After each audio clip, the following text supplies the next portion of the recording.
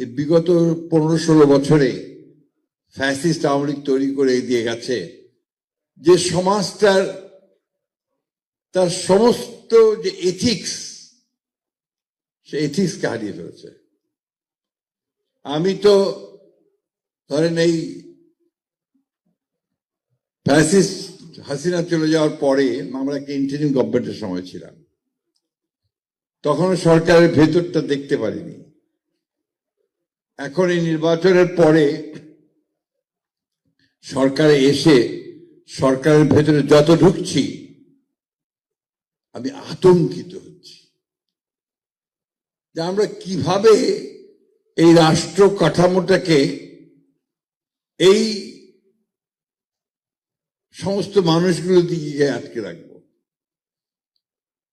যেদিকে তাকাই সেদিকে আপনার অনিয়ম, দুর্নীতি, স্বজনপ্রীতি এবং সামনে এগিয়ে যাওয়ার পথে বাধা প্রতি ক্ষেত্রে।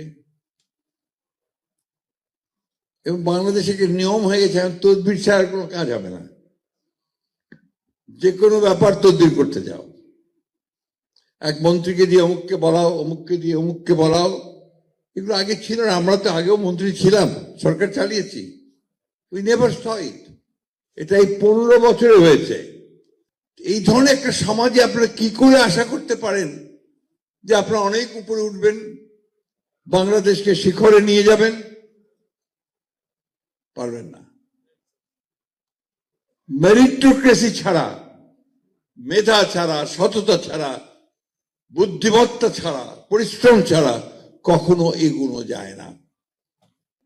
তা আপনারাও নিশ্চয়ই আমার সঙ্গে একমত হবেন, কারণ সবাই শিক্ষক আছেন, পণ্ডিত আছেন, পিএইচডি করা আছেন সবাই।